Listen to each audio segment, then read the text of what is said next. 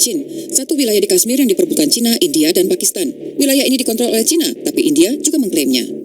Kedua, negara bagian Arunachal Pradesh di India, Cina mengklaim seluruhnya dan menyebutnya sebagai Tibet Selatan. Di samping itu, ada beberapa kawasan kecil lain yang juga jadi masalah. Jadi, membuat peta kawasan ini sulit, dan ini jadi masalah yang sangat sensitif. Tahun lalu, Cina menerbitkan peta standar baru di mana semua kawasan ini dinyatakan sebagai milik Cina. Hal itu memicu kemarahan di India dan mempertajam konflik. The nationalistic emotion is become stronger and stronger, and both government cannot afford to show weakness in terms of border dispute.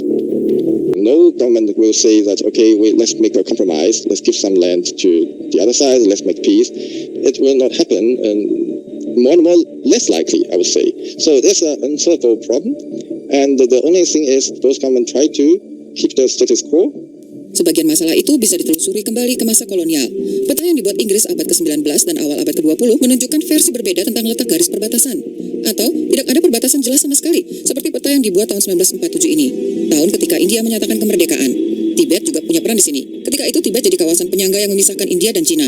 Secara de facto wilayah ini merdeka, seperti bisa dilihat pada banyak peta yang berasal dari paruh pertama abad ke-20. Tapi ini berubah setelah Cina mengambil kendali penuh atas Tibet tahun 1950-an. Perlawanan di Tibet yang mulai berlangsung 1959 segera diluluh lantakan Cina.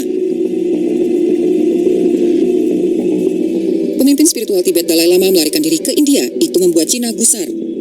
Tak lama kemudian bentrokan kecil mulai terjadi antara India dan Cina.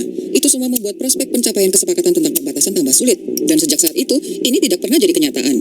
Jadi pada sebagian besar peta yang bisa diperoleh sekarang, yang tampak adalah garis demarkasi yang disebut Line of Actual Control, disingkat LAC. Kedua belah pihak tidak sepakat di mana sebenarnya batas ini dan seberapa panjangnya. Titik api di sepanjang perbatasan diperkirakan itu dijaga puluhan ribu serdadu di kedua belah sisi. Oleh sebab itu pula, kedua belah pihak sibuk membuat jalanan, jembatan, dan terowongan di sepanjang LAC. Infrastruktur itu jadi kunci utama untuk mengangkut tentara ke kawasan pegunungan. Contoh paling aktual bisa dilihat di celah pegunungan bernama Sela Pass. India baru saja meresmikan sebuah terowongan penting di daerah ini. Terowongan itu memungkinkan India mengirim pasukannya ke LAC dengan sangat cepat, tidak peduli dalam cuaca apapun. Sedangkan di sisi Cina, tanah yang lebih datar membuat pembangunan jalanan jauh lebih mudah.